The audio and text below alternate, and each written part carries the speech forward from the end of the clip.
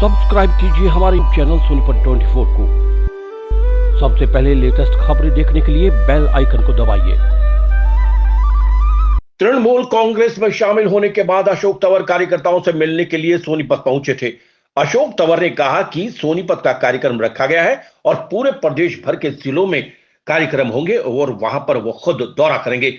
अशोक तंवर ने केंद्र सरकार पर निशाना साधते हुए कहा कि तीनों कृषि कानून सरकार ने वापस ले लिए हैं। ये किसानों की सच्ची जीत है, लेकिन सरकार ने 700 किसानों के कुर्बानी के बाद तीनों कृषि कानूनों को वापस लिया है।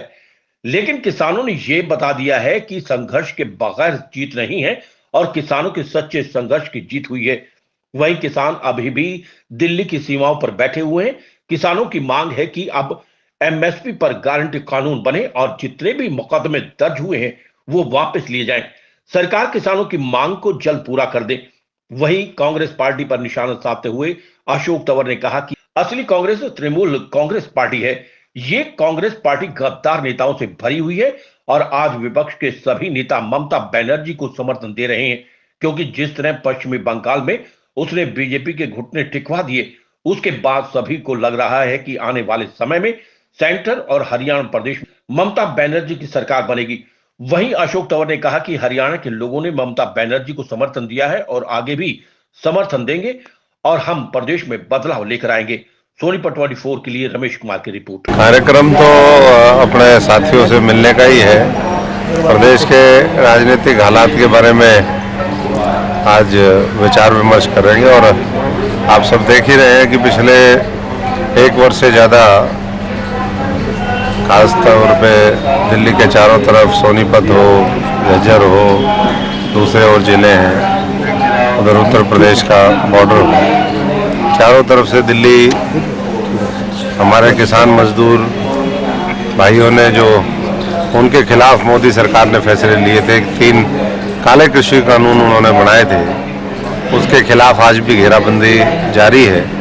क्योंकि जो चीज़ मांगी नहीं थी वो तो 700 लोगों की कुर्बानी लेने के बाद वापस इस सरकार ने कर दिया।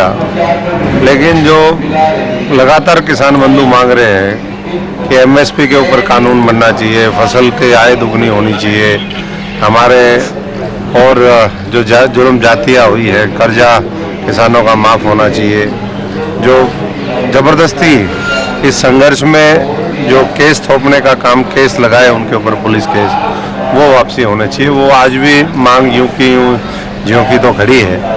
तो हमें विश्वास है आने वाले समय में ये जो किसानों का आंदोलन रहा, संघर्ष रहा, ये रंग लेकर के आएगा और आने वाले समय में ये जो आंदोलन के माध्यम से एक अलग जगह है पूरे देश के अंदर और ख़ास तौर से उत्तरी भारत के अंदर, ये इस देश के अंदर जो परिवर्तन की एक ज़रूरत है, परिवर्तन व्यवस्था में भी और परिवर्तन राज्य में भी और परिवर्तन नीतियों में भी, परिवर्तन सोच में भी, तो वो समय आएगा जरूर और उसके लिए हम सारे साथी और मजबूती के साथ लड़ाई लड़ेंगे। मैं सारे साथियों का एक नहीं यहाँ सैकड़ों की संख्या में साथी हमारे सभी प्रबुद्ध माननीय भी हैं। मैं सबका बहुत बहुत आभारी हूँ कि आज सब लोगों ने सोनीपत के अंदर यहाँ पर ये कार्यक्रम आयोजित किया है और इसके बाद दूसरे और ज़िलों में भी जाएंगे धीरे धीरे। और इतना ही कहूँगा मैं कि आज ममता दीदी के नेतृत्व में पूरा जो देश है वो सारा विपक्ष वो एकजुट होने में लगा हुआ है, जो इस देश को बचाना चाहते हैं और हमें आने वाले समय में तृणमूल कांग्रेस के माध्यम से वो सफलता देश में भी मिलेगी, हरियाणा के अंदर भी। टीएमसी का हरियाणा में भविष्य तो जो संघर्ष करता है, जो लड़ाई लड़ता है, उसका होता है। आज किसानों ने लड़ाई लड़ी, उनका पूरे देश ने साथ दिया, हरियाणा ने साथ दिया, तो सफलता मिली। ऐसे ही जो लड़ता हुआ दिखेगा उसके साथ लोग खड़े होंगे और आज देश में अगर कोई सक्षम नेतृत्व है जो लड़ता हुआ दिखाई दे रहा है, जिसकी देश बचाने की किसान, गरीब मजदूर को, नौजवान को, हमारे देश की महिलाओं को, कर्मचारियों को, छोटे व्यापारियों को बचाने की जिसकी संकल्प शक्ति है, उसका नाम ममता बनर्जी है। तो मैं यही अनुरोध करूंगा साथियों से कि उनका साथ दें, जैसे उन्होंने कि सरकार के घुटने टिकवा दिए। बंगाल के अंदर हजारों करोड़ रुपए उन्होंने लगाए और आज तो हरियाणा में जगह जगह एक ही बात कह रहे हैं लोग मेरे को, भाई ये जो मजबूत शेरनी है उसका हरियाणा के लोगों ने और आपने हाथ पकड़ा है तो सफलता जरूर मिलेगी। और आने वाले समय में यही असली कांग्रेस है, बाकी तो गद्दारों की कांग्रेस है।